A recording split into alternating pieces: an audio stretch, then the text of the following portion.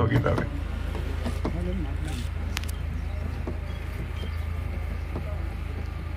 ತುಂಗಭದ್ರಾ ನೀರು, ನದಿ ನೀರು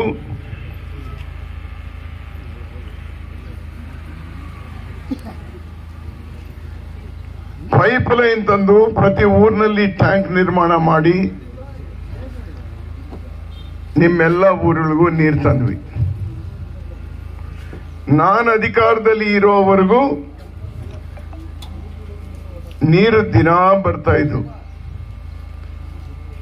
ನಾನು ಅಧಿಕಾರದಿಂದ ಇಳ್ದೋದೆ ಆ ನೀರು ಜಾಸ್ತಿ ಗ್ರಾಮಗಳಿಗೆ ಹೋಗ್ತಾನೆ ಇಲ್ಲ.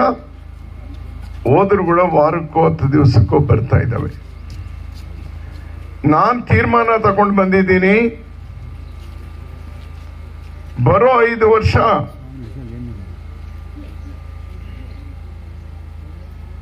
ಅವಕಾಶ ಕೊಡ್ರಿ.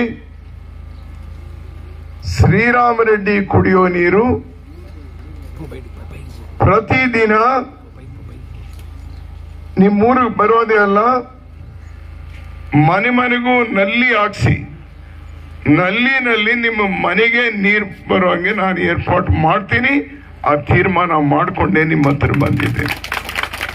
ನಮ್ಮ ಹೆಣ್ಮಕ್ಳು ಬಹಳ ಮುಖ್ಯವಾದದ್ದು. ಎರಡನೇದು, ಎಷ್ಟೋ ಕಷ್ಟಪಟ್ಟು ಶ್ರೀಶೈಲಂನಿಂದ ತಂದೆ ನೀರು. ನಾನು ಎಲ್ಲಾ ಕೆರೆಗಳಿಗೂ ನೀರು ತುಂಬಬೇಕು ಅಂತ ಹೇಳಿ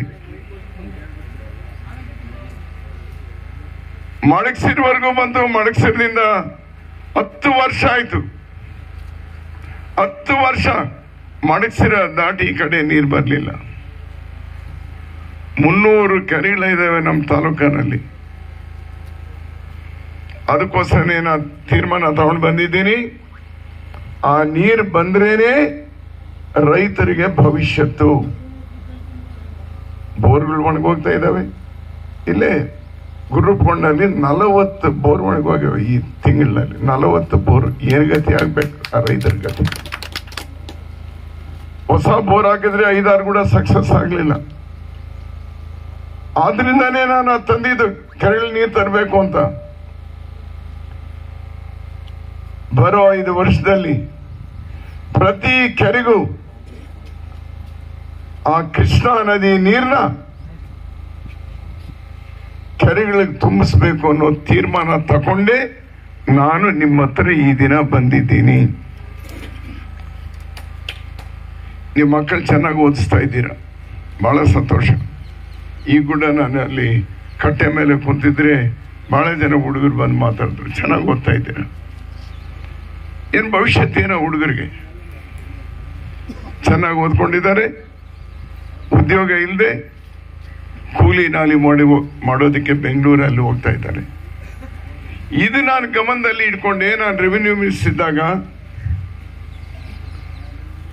1600 ಎಕರೆ ಜಮೀನು ಮಡಕ್ಸಿರಿನಲ್ಲಿ ತೆಗೆದು ಅಲ್ಲಿ ಫ್ಯಾಕ್ಟ್ರಿಗಳು, ಕಂಪನಿಗಳು ತರಬೇಕು ಅಂತ ಪ್ರಯತ್ನ ತಂದ್ರೆ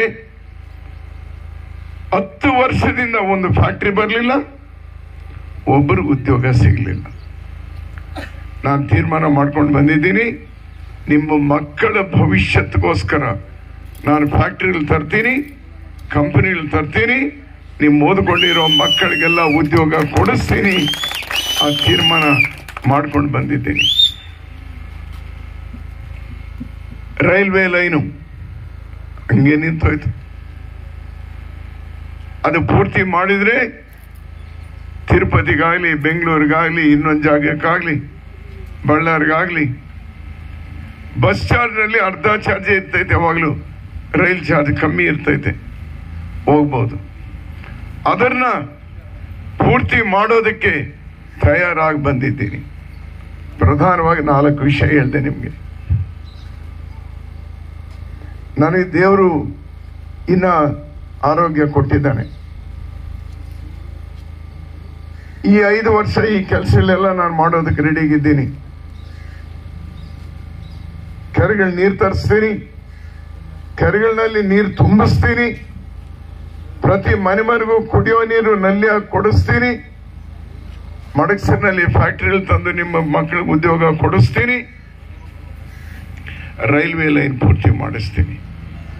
ಇದು ಮಾಡಿದ್ರೆ ಮತ್ತು 50 ವರ್ಷಕ್ಕೆ ಬೇಕಾಗಿರೋ ಸೌಕರ್ಯಗಳು ಈ ತಾಲೂಕಾ ಜನರಿಗೆ ಸಿಗ್ತೈತೆ.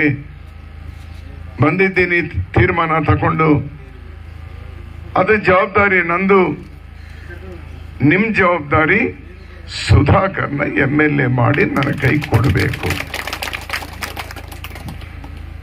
ಸುಧಾಕರ್ MLA ಮಾಡಿ ಆ ಬಾಣ ನನ್ನ ಕೈ ಕೊಟ್ರೆ ಈ ಕೆಲಸಗಳೆಲ್ಲ ಬರೋ 5 ವರ್ಷದಲ್ಲಿ ನಾನು ಮಾಡಿಸ್ಕೊಡ್ತೀನಿ.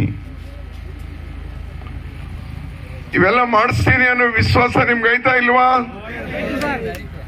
ಏನಮ್ಮ ಐತೆ, ಮಾಡಿಸ್ತೀನಿ. ನಾನು ಯಾರನ್ನೂ ಟೀಕೆ ಮಾಡೋದಕ್ಕೆ ಬರಲಿಲ್ಲ. 5 ವರ್ಷ ಅವರು ನೋಡಿದೆ, 5 ವರ್ಷ ಇವ್ರನ್ನೂ ನೋಡಿದೆ, ಮಾಡ್ತಾರೇನೋ ಅಂತ ನೋಡಿದೆ, ಆಗ್ಲಿಲ್ಲ. ಆದ್ರಿಂದಾನೇ ಈ ದಿನ ಓಟ್ ಕೇಳೋದು ಬಂದಿದ್ದಾರೆ. ಅಲ್ಲದೆ ಇದ್ರೆ ನಾನು ಬರ್ತಾನೆ ಇರ್ಲಿಲ್ಲ.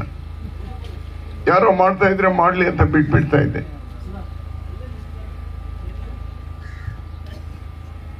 ನೀವೆಲ್ಲರೂ ಆಲೋಚನೆ ಮಾಡ್ರಿ.